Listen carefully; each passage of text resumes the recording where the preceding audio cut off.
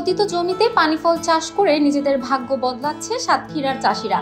মাত্র ৩ মাসের এই ফলনটি গত কয়েক বছর ধরে জনপ্রিয় হয়ে উঠছে সাতক্ষীরা জেলার বিভিন্ন উপজেলা সহ দেবহাটা উপজেলার বিভিন্ন অঞ্চলে। ক্ষেত থেকে তুলেই সড়কের দুধারে বিক্রি করছেন অনেকে। টাটকা ফলে আকৃষ্ট হচ্ছেন পথচারীরাও।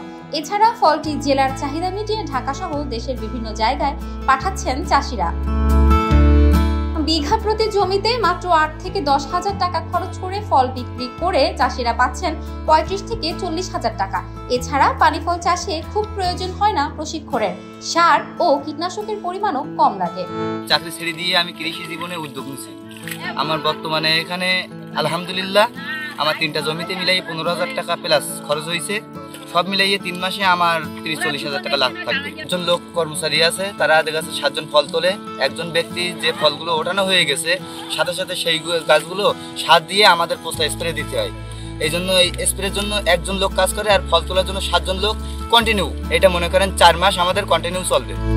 কৃষি অফিস সূত্রে জানা যায়, সাতক্ষীরা জেলায় চলতি বছরে ১৬৪ হেক্টর জমিতে পানিফল চাষ হয়েছে, যা গত বছর চাষ হয়েছিল ১২০ হেক্টর জমিতে।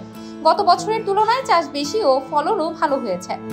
চাষ করিয়ে আমরা ভালোই লাভবান হয়েছি।